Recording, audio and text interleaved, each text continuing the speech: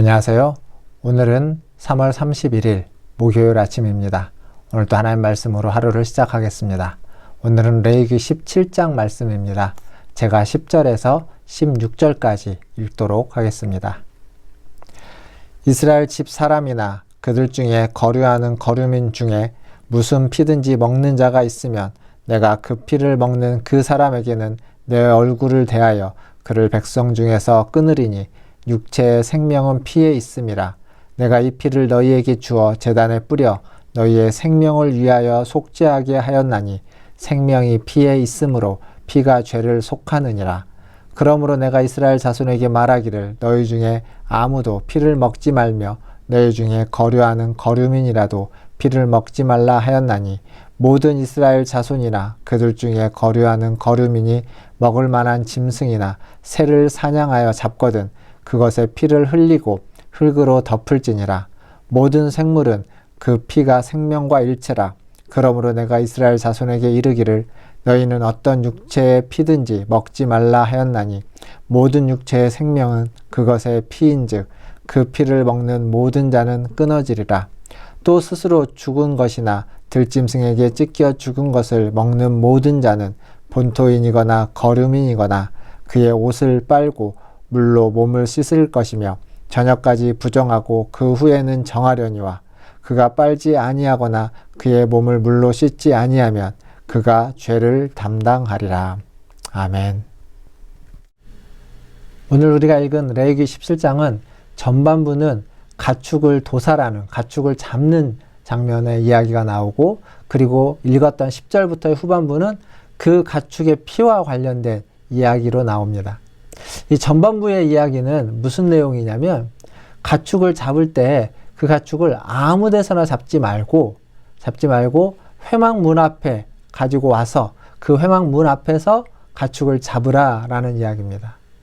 이렇게 하는 이유는 다름 아니라 회막 문 앞에서 가축을 잡고 먼저 하나님께 제사를 드린 후에 그 가축의 남은 것을 처분하라 라는 의미가 있습니다. 이것은 고대 사회에 가축을 잡는 것을 생각해 보면 알 수 있습니다. 그 사도 바울이 이야기했던 말씀을 보면 시장에서 파는 고기는 너의 양심을 위하여 묻지 말고 먹으라 라고 하는 말씀이 있습니다. 그렇게 하는 이유는 무엇이냐면 시장에서 파는 고기, 그 고대 사회에서 유통되고 있는 고기는 기본적으로 우상에게 바쳐진 제물의 일부입니다. 그러니까 모든 고기는 우상에게 먼저 바쳐진 후에 나머지가 유통되는 것입니다. 그렇게 보면 그 회막 문 앞에 와서 가축을 잡음으로써 하나님께 먼저 제사를 드리고 예물을 바치고 유통하는 게 순서적으로 맞습니다. 그런데 만일 그곳에서 잡지 않고 다른 곳에서 임으로 자기의 마음대로 잡을 때는 어떻게 될까요? 하나님이 아닌 다른 어떠한 신에게 제사를 드리고 예물을 바치고 유통시킬 수도 있다라는 겁니다. 즉 이렇게 이방신에게 예물을 바치는 것을, 우상에게 예물을 바치는 것을 막기 위해서 여호와의 전인 회막 문 앞에 와서 제물을 잡고 거기에서 예물을 드리고 유통하라 라고 하는 겁니다.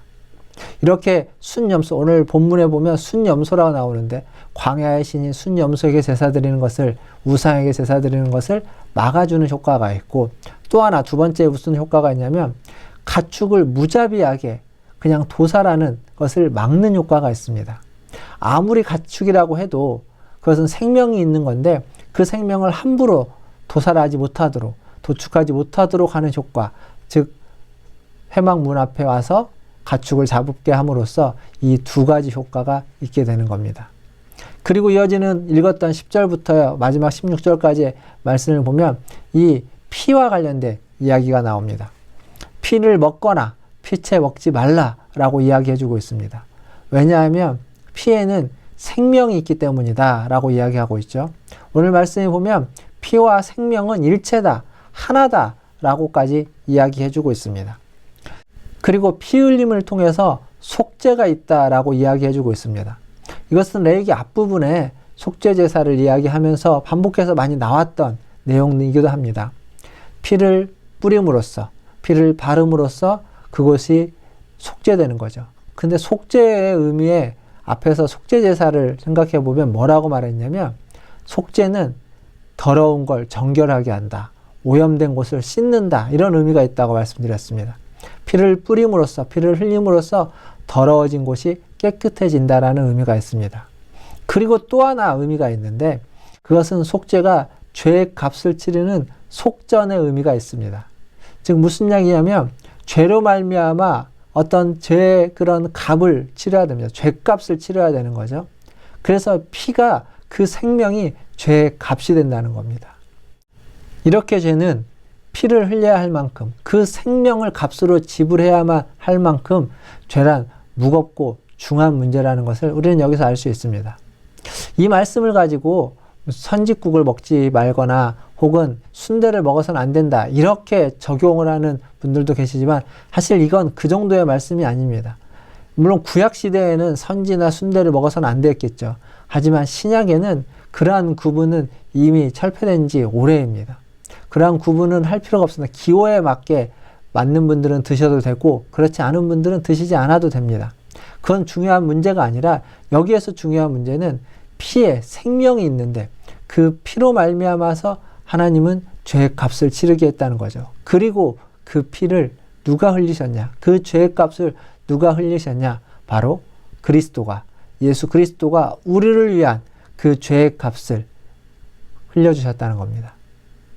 즉 예수 그리스도의 보혈의 피는 죄로 말미암아 더러워진 우리의 오염을, 우리의 더러움을 씻어주는 것뿐만 아니라 죄의 값을 치러야만 하는 그 값을, 그 피값이 대신해 주셨다는 겁니다. 그 생명이 우리의 죄의 값을 대신 치러주셨다는 겁니다. 그로 말미암아 우리는 용서함을 받았고 그로 말미암아 우리는 새 생명을 얻게 됐다라는 거죠. 이게 바로 우리에게 주어진 놀라운 은혜입니다. 사랑하는 성도 여러분, 우리가 오늘 읽었던 이 레위기 17장의 말씀은 바로 우리의 생명을 존중하셔서 우리의 생명을 귀하게 여기셔서 자기의 독생자인 예수 그리스도의 생명을 아끼지 않고 내어주신 그 하나님의 놀라운 사랑이 여기에 녹아져 있는 그러한 숨겨져 있는 말씀입니다.